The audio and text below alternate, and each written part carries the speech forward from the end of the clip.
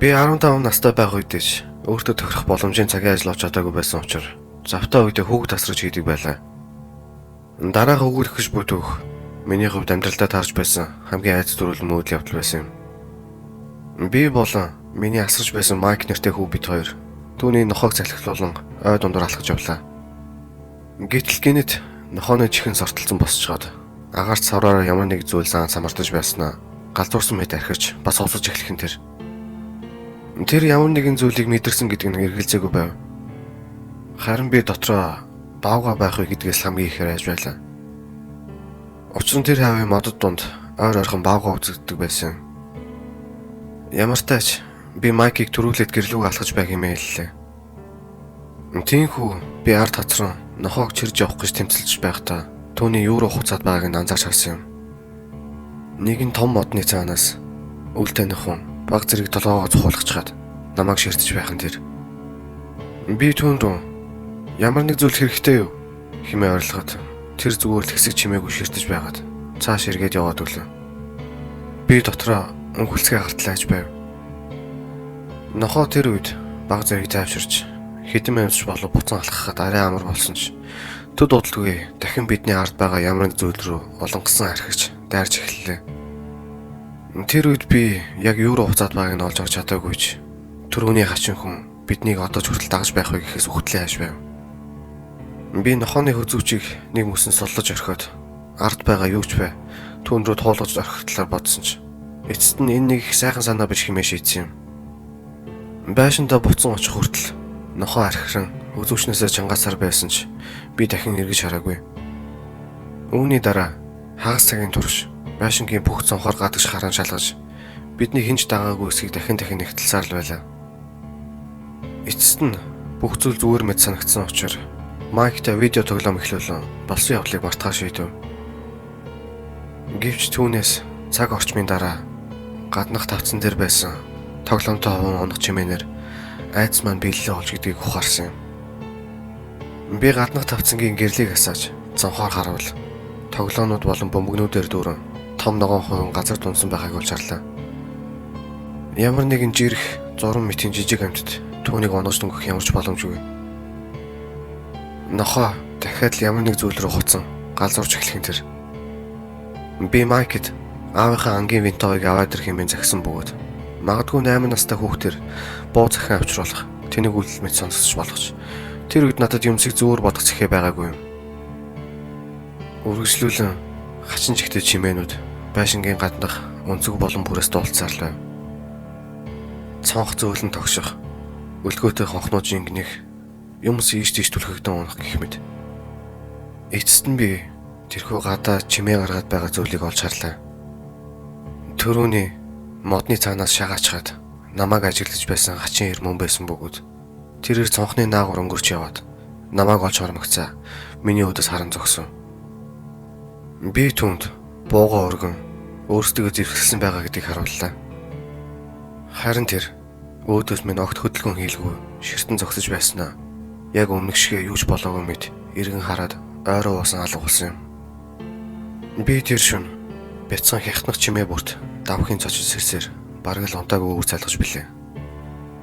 Ойролцоогоор 7 хоногийн дараа Майкийн гэрийнхэн над руу залгаж ой дундаас үе хачин хүн гарч аж тэдний байшингийн ойролцоогоор үзэгдэх болсон тухай хэлв.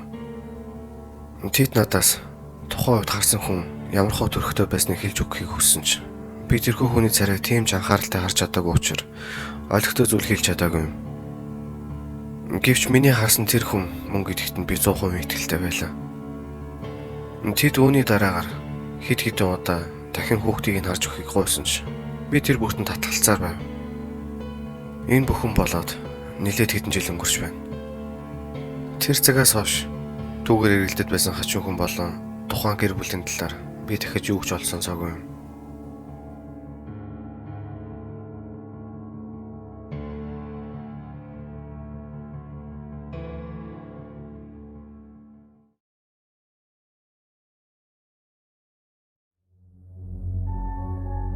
Би хэдэн жилийн өмнө 2 хүүтэй нэгэн гэр бүлд хүүхэд асрах шийдэг байлаа. Нэг нь 10-тай, нөгөөх нь 12 настай.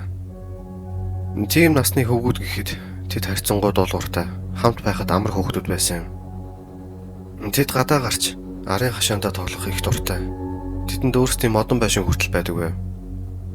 Хүүгүүд тэндээ нэлээд их цагийг өнгөрөх бөгөөд би ч гэсэн тэднийг асрахын тулд тэрхүү модон байшинд нь баггүй хугацааг өнгөрөх шаардлагатай болдог байлаа.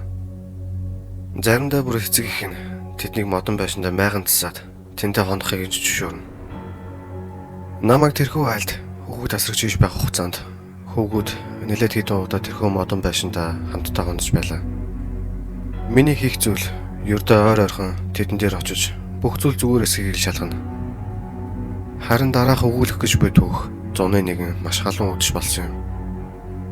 Хүүгүүд дахин модон байшиндаа хонох болсондоо маш их барилцаасан байлаа. Тэдний ээж нь хэрэг хүүгүүд хүсвэл асуудалгүй модон байшинд нь хонож болно гэсэн зааварчилгаа өгöd байсан учраас надад тэдний хүсэлтээс татгалзаад байх шалтгаан байсангүй. Миний хийх зүйл яг өмнө дурдсанчлан ойр ойрхон тэдний зүгээр байгаа хэсгийг нь очиж шалгах. Ялангуяа тэдний утасныхан дараа. Тиймээс би ч хэд хэд удаа модон байшингоор орж гарлаа. Хүүгүүд цаг орой болсон байгаад ч унтаагүй хэвээрл байсан бөгөөд тэд комик ном унших гэх мэт хүүгүүдийн хийдэг зүйлсээ хийн сэрүүн байцгаасаар л байв. Ойролцоогоор шөнийн 11 цагийн үед би тэднийг дахин нэг удаа очиж шалгахад тэд аль хэзээний унтчихсан байлаа.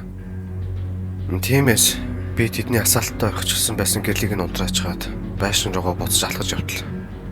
Хоёр давхрын унтлахны өрөөний гэрэл асаалттай байгааг анзаарч хэсэг гайхшир зогссон юм. Учир нь гэрэл өөрөө асчихна гэдэг юр бусын үзэгдэл байлаа. Ийхүү хэдэн секунд гайхшир хизээ би хоёр давхар руу гарч гэрэл асаалаа хэмээн бод зогсож байгаад байшин руу буцаж алхатал нөгөө гэрэл унтарч орхихон тэр. Энэ зүгээр нэг нүдмээ надаар тохуурхсан хэрэг биш байлаа. Би эхэндээ юу хийх ёстойгоо ойлгохгүй хэсэг балмагдсан ч эцэст нь халаансаас гар утсаа гаргаж ирээд шууд л 911 рүү залгав. Дараа нь модон байшин руу буцаж явж гараад бошоохон гэрлийг нь асааж хүүгүүдийг сэрээлээ. Би тэдэнд юу харснаа хэлээгүйч хэрв цагдаагийн машиныг дуудахаа ойрхон сонсгосвол санаа зовох хэрэггүй гэдгийг хэлж өгөв. Хэсэг хугацааны дараа цагдаа нар ирж байшин руу шуургалан дайрч орлоо. Бас өөр нэгэн офицер бидэн дээр ирж модон байшингаас доош бууж ирж болно хэмээн бидний зүгт өгөв. Удалгүй байшин руу орсон цагдаа нар нэгэн нэрийг гавлан гарч ирцгээсэн бөгөөд тэд түүнийг хүүгүүдийн өрөөний шүүгэн дотор хотго барьчихсан нуугдж байхад нь олсон байлаа. Би тэр хүүгэл таних хүнийг хүүгүүдийг хүлээж байсан уу? Намааг хүлээж байсан уу? Эсвэл зүгээр л байшинг тонох гэж ирсэн хүн үү гэдгийг мэдэхгүй. Ямар ч тач би тухайн үед тэрхүү гэрлийг буцаж унтрахыг нь харж амжсандаа хязгааргүй ихээр баярлаж явдаг.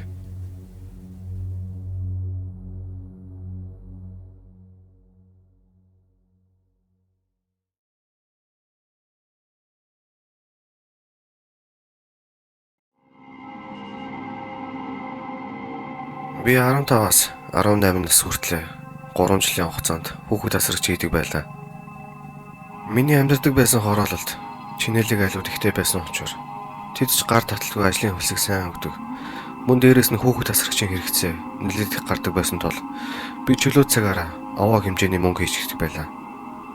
Би энэхүү 3 жилийн хугацаанд хачин сонин хүүхдүүд болон сонин тохиолдлуудтай бишгүүл таарж явсан ч энэхүү түүхэнд өгүүлэх гэж бүйл явдал тэрүүн байр эзлэх нь гарцаагүй. Тухайн үед би Майкл нартай хүүг асрах болоод байсан бөгөөд түүнтэй танилцах тэр мөчөд тэр нэлээд дуугүй бүрэг төрлийн хүү гэдгийг нэлт байв.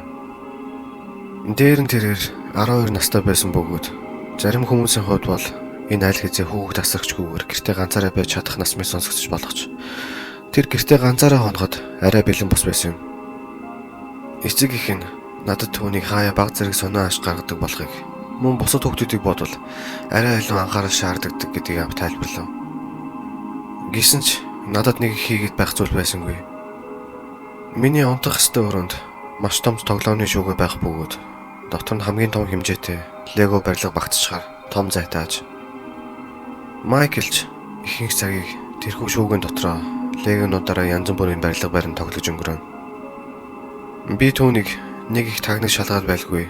Зөнгөөр нь л өөрийнх нь зүйлсийг хэлэгдэг байсан ч үе түүний хэн нэгэнтэй яриад байгаа мэт хачин зүйлс бовтнох нь надад сонсогддог байлаа. Харин би тгийх бүртэн түүний эцэг эхийн дурсаад байсан. Заримдаа хачаан аш гаргадаг гэдгийг Ленин байх хэмээн бодоод түүнийг 12 нас хүрчгээд одоо хүртэл төсөөллийн найзтай тоглодог юм байна хэмээн боддог байв. Тэр инхүү их цагийг дээд хавт өнгөрөх бөгөөд хаяада нэг доод тохорлоо буужран хөргөчн доторх зүйлээс авч идчихгээд буцаал шууд шүүгэнд орчихно. Инхүү байсаар цаг жаахан орой болж байхад би түүнд унтах цаг болсон тул өөрийнхөө хөрөнд очиж унтахыг сануулж байж түүнийг шүүгэнээс нь гаргалаа. Үннийг хэлэхэд би ч өөрөө их ядарсан байсан тул бушуу унтахын төс болж байв. Харин шөнө донд би шүүгэн дотроос лего тоглоом шажигдах мэт чимээ гарснаар сэрж орхилоо. Намайг Майклд өрөөндөө очиж унт хэмээн хэлэхэд чимээ гарахаа зогсчихсон тэр. Харин шүүгэний доторх гэрэл унтраастай хэвээр байсан тул би түүнийг дотор яаж тас харанхуйд тоглоомнуудаа олж харж тогтож чадаад байгааг нь гайхаж байлаа. Тиймээс босож очиод хаалгыг нээвэл Майкл дотор байсангүй. Би ямар нэг зүйлээс тийм амархан айж цочоод байдаг хүн биш учраас өөрийгөө ихийн юм сонсч гэж бодоод чимээг үл тоохор шийдлээ. Тэгээд буцаад унтаж орхиж. Үүнээс ойролцоогоор цагийн дараа би өөрөө доторх гэрэлнээс болж дахин сэрж орхив. Тоглоомны шүүгээний гэрэл асаастай хаалга нь үйл ялэг нээгдсэн байлаа. Би Майклийн нэрийг дахин дуудсан бөгөөд энэ үед баг зэрэг уурман хурж эхлээд байсан юм. Шүүгээний хаалганы үйл ялэг онгоосон завсраар түүний хүлэн доош унтсан байхыг би харж байсан бөгөөд тэр надаар дайжигнаад байгаа мэт зэвүүтэйгээр инээд алдаж байв. Энэ удаа ямар ч тач түүний шүүгэн дотор байгааг нь мэдлээ. Би түүн рүү хурдтай алхан очиод шүүгийнх нь хаалгыг хүчтэй дэлгэн онгойлгосныхаа дараа хүүтэн хөлс маань ацгарах шиг л болов. Тэнд хинч байсангүй. Өмнө нь яа харахгүй тэндээс 2 хөл унжиж байхыг харсан ч одоо юу ч алга. Гинтийн мэдэрсэн айдас маань цээжинд минь бөглөрчгөөд асар ихээр өвдгөх мэтэл болж байсан байх. Би шууд Майклийн өрөөнд гүн ороход тэр орон дээр унтаж байх нь тэр. Би бушуухан л түүний өрөөний хаалгыг дотроос нь төгжчихгээд орных нь хажуудах шалан дээр өвдгөө тэрэн хөвцөн. Ятаж л хажууд маань амьд хин нэгэн байгаа гэсэн бодол надад арай дээр мэдрэмжийг өгч байлаа. Би тэр чигээрээ шалан дээр хөвцсээр үүр цалгасан бөгөөд Майклийн эцэг их боцон ирэхэд нь би болсон явдлын талаар дурсалтгүй чимээг өнгөрөхөө шийдсэн. Би төлбөрөө аван тэднийгээс гараад л дахиж энэ талаар бодохгүй байгааг хичээсэн. Үннийг хэлэхэд би өөрөө ч яг юу гэж бодох ёстойгоо ойлгоогүй өнгөрсөн юм.